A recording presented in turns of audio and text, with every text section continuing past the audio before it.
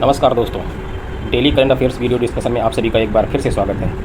आइए स्टार्ट करते हैं। पहला क्वेश्चन है, BBC sports women of the year award किस खिलाड़ी को प्रदान किया गया है? किस खिलाड़ी को प्रदान किया गया है BBC sports women of the year award? Mirabai Chanu को। मीराबाई चानू ने जो हमारा टोक्यो ओलंपिक में सिल्वर पदक प्राप्त किया था। और जो मीराबाई चानू हैं, किस राज्य से बिलोंग करती हैं? ये मणिपुर से बिलोंग करती हैं। ठीक है, मीराबाई चानू को BBC sports women of the year award से सम्मानित किया गया है। ठीक, नेक्स्ट क्वेश्चन देखते हैं।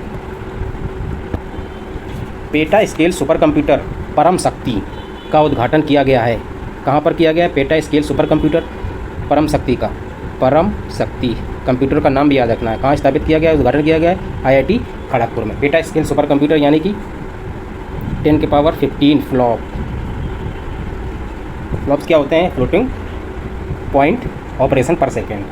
मान लीजिए कि ऐसे इसको मोटे तौर पे समझ लीजिए कि 10 की पावर 15 ऑपरेशन वो पर सेकेंड में कर सकता है। सुपर कंप्यूटर की यही खासियत ही होती है कि वो बहुत बड़ी जो आंकड़ा होता है उसका उस आंकड़ों का ऑपरेशन बहुत कम समय में कर देता है। इसकी स्थापना की गई, कहाँ की गई है? IIT खड़गपुर में। IIT खड़गपुर में इसकी स्थापना की है। तो यही बताइए कि भारत का जो पहला सुपर कंप्यूटर वो क्या था? जो फर्स्ट सुपर कंप्यूटर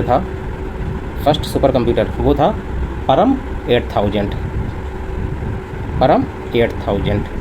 ये भारत का पहला सुपर कंप्यूटर था। और भारत की जो father of Indian super computer वो कौन है? Father of Indian super computer, उनका नाम है विजय पी भटकर। और जो ग्लोबली रिकॉग्नाइज्ड सुपर कंप्यूटर के जो हैं फादर ऑफ सुपर कंप्यूटर किसे कहते हैं? जो वैश्विक रूप से फादर ऑफ सुपर कंप्यूटर कौन है? उनका नाम है सेम्योर MOUR क्रे CRAY। याद रखना है, S क्रे करके नाम। फादर ऑफ सुपर कंप्यूटर कौन है? सेम्योर क्रे। अगर भारत के परिप्रेक्ष्य में पूछा जाए कि father of Indian super computer वो कौन है? विजय पी भटकर। और जो टॉप 500 सुना होगा, ये लिस्ट जारी होती है जो दुनिया के सबसे शक्तिशाली सुपर कंप्यूटर है उनकी सूची है। टॉप 500 वर्तमान में जो सुपर कंप्यूटर है, जो टॉप 500 में जो शीर्ष पर है वो कौन सा है? जापान का सुपर कंप्यूटर है, उसका नाम है फुगाकू। क्या नाम है उसका? फुगाकू सुपर कंप्यूटर है जापान का। उसकी जो गणना करने की क्षमता है उसकी कितनी है? 442 पेटाफ्लॉप्स। 442 पेटाफ्लॉप्स। इतना पावरफुल है जापान का जो फुगाकू सुपर कंप्यूटर है। और जो IIT खड़गपुर में कौन किया गया है? पेटा स्केल सुपर कंप्यूटर, उसका क्या नाम है? परम शक्ति। ठीक है, नेक्स्ट क्वेश्चन देखते हैं। नेक्स्ट क्वेश्चन है, जल संरक्षण की दिशा में सर्वश्रेष्ठ प्रदर्शन करने वाले राज्य जिन्हें राष्ट्रीय जल पुरस्कार से सम्मानित किया गया है, हाल ही में सम्मानित किया गया है, उसमें शीर्ष स्थान किसको मिला है? अब जो राष्ट्रीय जल पुरस्कार दिए गए हैं वो लगभग 11 श्रेणी में दिए गए हैं। लगभग 11 श्रेणियों में कि सर्वश्रेष्ठ प्रदर्शन करने वाला राज्य कौन सा है, जिला कौन सा है, पंचायत कौन सी है, सर्वश्रेष्ठ प्रदर्शन नगर पालिका कौन है। उसी श्रेणी में जो राज्य है, सर्वश्रेष्ठ प्रदर्शन करने वाला जो एक राज्य है उसको राष्ट्रीय जल पुरस्कार से सम्मानित किया गया। उसमें पहला स्थान मिला है उत्तर प्रदेश को, फर्स्ट पोजीशन। सेकंड है राजस्थान की, थर्ड है तमिलनाडु की। ठीक है, और इसी में उत्तर भारत में एक जो जिला है मुजफ्फरनगर, उत्तर भारतीय जिला जो उत्तर भारत, अभी बताया ना कि श्रेणी एक जिले की भी है कि जो उसने कि तो उत्तर भारत में मुजफ्फरनगर को सर्वश्रेष्ठ जिला घोषित किया। जल संरक्षण के दिशा में कार्य करने हुए उसे राष्ट्रीय जल पुरस्कार से सम्मानित किया गया है। ठीक है, ये पुरस्कार किसने प्रदान किए हैं? राष्ट्रपति रामनाथ कोविंद जी ने। और इसी के साथ उन्होंने एक अभियान की भी शुरुआत की, उसका क्या नाम है? जल शक्ति कैच द रेन अभियान की भी शुरुआत की है। कैच द रेन अभियान, इस अभियान की भी शुरुआत की है। जो वर्षा का जो जल है उसको कैसे संरक्षित किया जाए और उसको किसी अन्य कार्य में उपयोग किया जाए, उस अभियान के लिए भी उन्होंने शुरुआत की है जल पुरस्कार देने के साथ ही। ठीक है, नेक्स्ट क्वेश्चन देखते हैं। उत्तर प्रदेश विधानसभा के नवनिर्वाचित स्पीकर कौन है? नवनिर्वाचित स्पीकर कौन है? सतीश महाना जी को स्पीकर बनाया गया। वो 23वें स्पीकर हैं। और व्यक्ति के रूप में कौन से हैं? 2 होते हैं ना, कभी कभी होता है कि किसी व्यक्ति को दो कार्यकाल के लिए बनाया जाए, तो व्यक्ति के रूप में वो हैं 18वें स्पीकर। ठीक है ना, उत्तर प्रदेश विधानसभा के। और जो उत्तर प्रदेश की विधानसभा है जो 2022 के चुनावों के बाद चुनकर आई है, वो कौन सी है? वो 18वीं विधानसभा है, 18वीं विधानसभा है। ठीक है, नेक्स्ट क्वेश्चन देखते हैं। किस राज्य के हर जिले में बाल मित्र थाना बनाए जाने का प्रावधान तैयार किया जा रहा है, प्रपोजल तैयार किया जा रहा है बाल मित्र थाना बनाए जाने की? किस राज्य में बाल मित्र थाना बनाए जाने की शुरुआत की जा रही है? उसका आंसर है उत्तर प्रदेश में। जो ये प्रपोजल है किसने बनाया है? राज्य बाल संरक्षण आयोग ने। राज्य बाल संरक्षण आयोग ने। किस राज्य के? उत्तर प्रदेश के। उसके अध्यक्ष कौन है? राज्य उत्तर प्रदेश राज्य बाल आयोग संरक्षण उत्तर प्रदेश राज्य बाल संरक्षण आयोग के अध्यक्ष हैं देवेंद्र शर्मा। देवेंद्र शर्मा है। ठीक है, उन्होंने एक इसी के साथ एक अभियान शुरू किया है, एक युद्ध नशे के विरुद्ध। एक युद्ध नशे के विरुद्ध अभियान भी शुरू हुआ कि बालकों को नशा मुक्ति से किस तरीके से बचाया जाए कि जो मेडिकल स्टोर हैं वहाँ से वो नशे की जो दवाइयाँ ना खरीद सकें। एक युद्ध नशे के विरुद्ध जो मेडिकल स्टोर हैं उनसे वो दवाइयाँ ना खरीद सकें, इसके लिए प्रावधान किए जाएंगे कि वहाँ CCTV कैमरे लगा के निगरानी की जाएगी। ठीक है, नेक्स्ट क्वेश्चन देखते हैं। विदेश मंत्री एस जयशंकर की 3 दिवसीय श्रीलंका यात्रा के दौरान कितने समझौतों पर हस्ताक्षर किए गए हैं? कितने समझौते पर हस्ताक्षर किए हैं? 6 समझौतों समझौते। बिम्स्टेक का जो मंत्री स्तरीय उसके बाद जो राष्ट्राध्यक्षों का सम्मेलन होने वाला है वो श्रीलंका की अध्यक्षता में आयोजित किया जा रहा है। उसी परिप्रेक्ष्य में विदेश मंत्री जो हैं भारत के एस जयशंकर श्रीलंका की यात्रा पे थे और वहाँ पर उन्होंने द्विपक्षीय वार्तालाप हुई और द्विपक्षीय वार्तालाप के दौरान वहाँ 6 समझौतों पर हस्ताक्षर किए गए हैं। और वहाँ के जो श्रीलंकन जो फॉरेन मिनिस्टर हैं वो कौन है? GL पेरेज करके हैं वहाँ के श्रीलंकन फॉरेन मिनिस्टर। और वहाँ के जो राष्ट्रपति हैं वो कौन है? गोटाबाया राजपक्षे, महिंद्रा राजपक्षे के भाई हैं। ठीक है ना। अब वो जो 6 समझौते श्रीलंका के साथ किए गए हैं वो कौन कौन से हैं? 200 स्कूलों में कंप्यूटर लगाना का एक समझौता किया गया है और जो श्रीलंकन नागरिक हैं उनको डिजिटल पहचान पत्र प्रोवाइड कराना है श्रीलंकन नागरिकों को। जिस तरीके से हमारे यहाँ आधार कार्ड है ना, उसी तरीके से एक फिशरीज हार्बर बनाने के लिए भी एक समझौता हुआ है। फिशरीज हार्बर बनाने के लिए भी समझौता हुआ है। और 3 और जो 3 हैं पावर प्रोजेक्ट हैं उस पर समझौता हुआ है। पावर प्रोजेक्ट जो श्रीलंका के साथ समझौते हैं। आप लोग सुन ही रहे होंगे वहाँ की श्रीलंका की अर्थव्यवस्था के इस समय लंका लगी हुई है, तो अर्थव्यवस्था वहाँ पे काफ़ी डमाडोल स्थिति में चल रही है। उसके 2-3 कारण हैं कि 2-3 कारण तो एक तो कोविड हो गया। कोविड के कारण क्यों? क्योंकि वहाँ की जो अर्थव्यवस्था का जो मजबूत आधार है वो पर्यटन है और पर्यटन कोविड के समय बिल्कुल पूरी तरीके से बंद हो चुका था क्योंकि लॉकडाउन लग गया और लोगों को पर्यटन करने के लिए सिर्फ घर के अंदर ही पर्यटन करने के लिए कहा गया।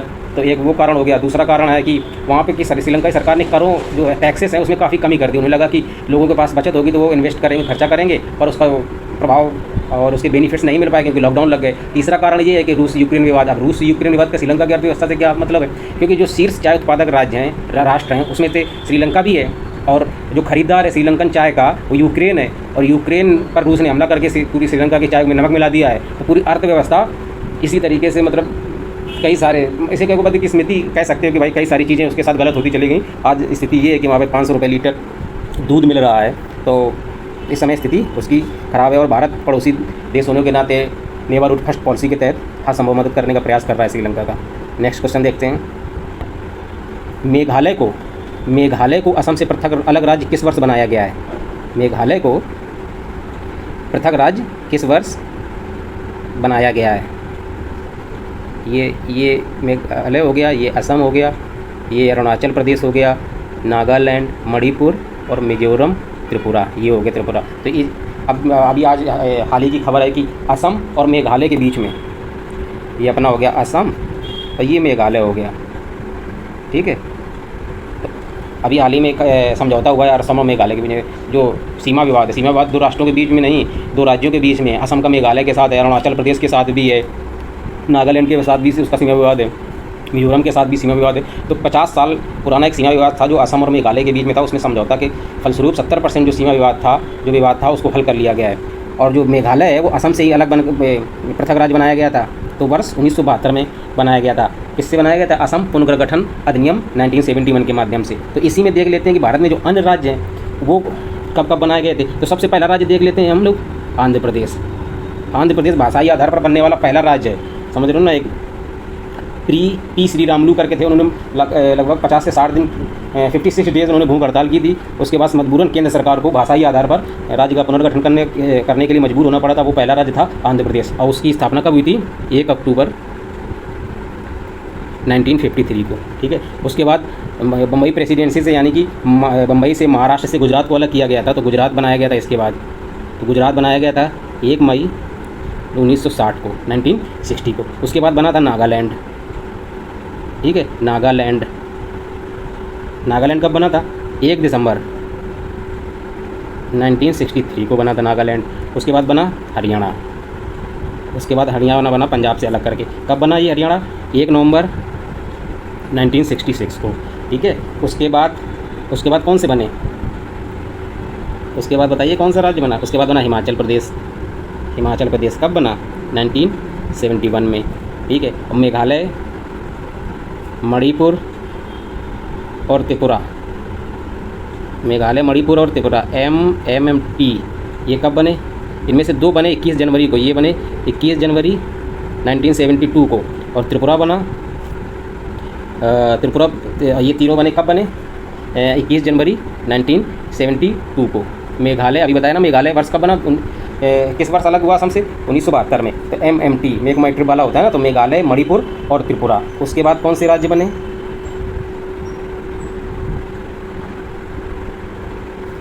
उसके बाद बचा सिक्किम बना 16 मई 1975 को। फिर मिजोरम बना, अरुणाचल प्रदेश बना। मिजोरम और अरुणाचल प्रदेश कब बने? 20 फरवरी 1980 को। ठीक है, 20 फरवरी 1980 को। और उसके बाद गोवा बना। गोवा कब बना? मिजोरम और अरुणाचल प्रदेश बने 1985 में। ठीक है ना, गोवा बना फिर मई 1987 में। भारत का एक राज्य बना। कब बना गोवा? 1987 में। फिर बने छत्तीसगढ़, उत्तराखंड और झारखंड। कब बने? छत्तीसगढ़ बना 1 नवंबर 2000 को। फिर बना उत्तराखंड कब बना? 9 नवंबर 2000 को। झारखंड बना 15 नवंबर 2000 को। उसके बाद तेलंगाना बना 2 जून 2014 को। ठीक है, इस तरीके से राज्यों का गठन हुआ। हाल ही में राजस्थान दिवस मनाया गया है। राजस्थान दिवस मनाया गया, कब मनाया गया? राजस्थान दिवस मनाया गया है, कब मनाया गया है? 30 मार्च को। 30 मार्च को बनाया गया हाल ही में राजस्थान दिवस। ठीक है, राजस्थान 30 मार्च को इसलिए बनाया गया, 30 मार्च 1949 को जोधपुर, जैसलमेर और बीकानेर जो रियासतें हैं, इसको मिलाकर एक वृहद राजस्थान की स्थापना की गई थी। कब की थी? 30 मार्च 1949 को। तब से ये राजस्थान दिवस मनाया जाता है। 30 मार्च को राजस्थान दिवस मनाया गया हाल ही में। नेक्स्ट क्वेश्चन देखते हैं। अमेरिका की अग्रणी परिवहन व कुरियर कंपनी फेडेक्स ने किस भारतीय मूल को अपना प्रेसिडेंट व CEO बनाया है? उनका नाम है राज सुब्रमण्यम। फेडेक्स कंपनी देखे होगे ना फिल्मों में, कि एक वैन से कुरियर जा रहा है, बक्स निकाला और कुरियर को फेंक दिया खिड़की के अंदर से, कमरे में गिरा जाके अंदर। ठीक है ना, वही फेडेक्स कुरियर कंपनी है। उसी के प्रेसिडेंट और CEO बनाया किसको? राज सुब्रमण्यम को। नेक्स्ट क्वेश्चन देखते हैं। आयुर्वेद चिकित्सा क्षेत्र में देश के सबसे बड़े प्लेटफॉर्म जिसकी PM मोदी ने अपने मन की बात कार्यक्रम में सराहना की थी, वो कौन था? निरोग स्ट्रीट। क्या है इसका नाम? निरोग स्ट्रीट है, जिसकी हाल ही में प्रधानमंत्री ने उसकी बढ़ाई की थी, उसकी प्रशंसा की थी, इस प्रोग्राम की। तो निरोग स्ट्रीट में कहा था कि जो आयुर्वेदिक के जो डॉक्टर होते हैं, उन डॉक्टरों को मरीजों से सीधा संपर्क स्थापित करने के लिए मदद करता है ये प्लेटफॉर्म। ठीक है, और इसके जो संस्थापक हैं राम N कुमार, निरोग स्ट्रीट के। ठीक है ना, आयुर्वेद के लिए है ये। आयुर्वेद के जो डॉक्टर हैं उनको मरीजों से संपर्क कराते हैं, और जो टेलीमेडिसिन करके टाइम उस तरीके से भी देख सकते हो कि लोग इससे, जो आयुर्वेदिक के डॉक्टर हैं, उनसे परामर्श अपनी बीमारी के संबंध में ले सकते हैं। नेक्स्ट क्वेश्चन देखते हैं। भारत सरकार ने भारतीय रेलवे का 100% विद्युतीकरण करने का लक्ष्य कब का रखा है? 100% विद्युतीकरण करने का लक्ष्य रखा है वर्ष 2023 के अंत तक। यही बताइए कि हरित रेलवे बनाने का लक्ष्य कब तक रखा है? हरित रेलवे बनाने का लक्ष्य रखा है 2030 तक। और भारत की जो पहली इलेक्ट्रिक ट्रेन कब चली थी? भारत की फर्स्ट जो इलेक्ट्रिक ट्रेन चली थी वो 1925 में चली थी, 1925 में, डेक्कन क्वीन के नाम से। First electric train. और वो वाली ट्रेन बताओ, पहली ट्रेन छुक वाली जो कोयला से चली थी, वो कब चली थी? फर्स्ट ट्रेन कब चली थी? 16 अप्रैल 1853 को। किसके बीच में? मुंबई और थाने के बीच में। उस समय गवर्नर जनरल कौन था? डलहौजी के कार्यकाल में पहली ट्रेन चलाई गई थी। ठीक है, नेक्स्ट क्वेश्चन देखते हैं। कोरोना से पीड़ित होने की वजह से किस देश के प्रधानमंत्री ने अपने भारत दौरे को रद्द कर दिया है? किस देश के प्रधानमंत्री ने? इजराइल के नफ्ताली बेनेट ने। नफ्ताली बेनेट ने भारत का दौरा रद्द कर दिया। क्यों रद्द कर दिया है? कि उनको कोरोना हो गया। देख लो इजराइल कहाँ है। इजराइल की लोकेशन देखो, इजराइल की लोकेशन देखते हैं कि इजराइल की लोकेशन ये है जो ग्रीन वाला है ना भाई साहब, ये जो ग्रीन वाला है ये इजराइल है पूरा ऐसे ऐसे। ये मिस्र है, ये जॉर्डन है, ठीक ना। ये भूमध्य सागर है, मेडिटेरियन सी, ये भूमध्य सागर है। और इसके ऊपर दो देश और हैं। एक ये लेबनान जुड़ा हुआ है उत्तर में, ये लेबनान जुड़ा हुआ है, ये सीरिया जुड़ा हुआ है, ये इजराइल से। और ये जो देख रहे हो ना इसको वेस्ट बैंक बोलते हैं। कभी कभी देखते हो कि वहाँ से मिसाइलें आ रही हैं, कुछ आ रहा है, तो इस तरीके से वो विरोध स्वरूप इजराइल वाले भी कायदे से फिर मिसाइल चलाने लगते हैं। ये देखो गाजा स्ट्रिप, ये गाजा स्ट्रिप है और ये है वेस्ट बैंक। इस तरीके से इजराइल की लोकेशन है। राजधानी क्या है इजराइल की? तेल अवीव। ये लोकेशन है, भूमध्य सागर से जुड़ा हुआ है इसके। और इजराइल से जो सीमा साझा करने वाले देश हैं वो कौन कौन से हैं, इस तरीके से ये चीज़ क्लियर हो जाती है। नेक्स्ट क्वेश्चन देखते हैं। देश की किस आईआईटी ने बैक्टीरिया रोधी कपड़े का निर्माण किया है? किस आईआईटी ने बैक्टीरिया रोधी कपड़े का निर्माण किया है? आईआईटी दिल्ली ने। आईआईटी दिल्ली ने एक बैक्टीरिया रोधी कपड़े का निर्माण किया जो 30 मिनट में 99% बैक्टीरिया ख़त्म करता है। 99% लाइफ बॉय के बराबर। लाइफ बॉय से ज़्यादा करता है कि कम करता है? ज़्यादा ही करता है शायद। पर ये कपड़ा है, कपड़ा आप अगर पहने हुए हैं बैक्टीरिया अपने आप खत्म हो जाए, इससे अच्छी क्या बात हो सकती है। किसने इसका इनोवेशन किया है? किसने तैयार किया है? जो आईआईटी दिल्ली का एक स्टार्टअप है, फैबियोसिस इनोवेशन करके है, उसने इस बैक्टीरिया रोधी कपड़े का निर्माण किया है। फैबियोसिस इनोवेशन करके है, इसने इस बैक्टीरिया रोधी कपड़े का निर्माण किया है। ठीक है, नेक्स्ट क्वेश्चन देखते हैं। Abdullah Khan heritage hockey cup tournament किस टीम ने जीता है? किसने जीता है?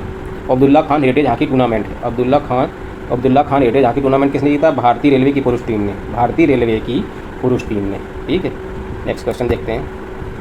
एक मिलान का है कि सही मिलान करना है।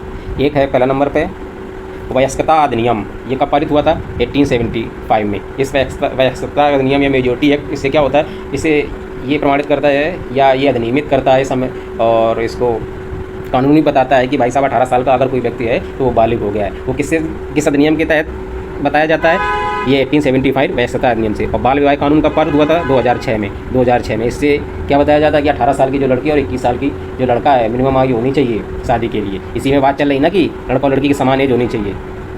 वन्य जीव संरक्षण अधिनियम 1972 में, 1972 में। और वन संरक्षण अधिनियम कब पारित हुआ था? 1980 में।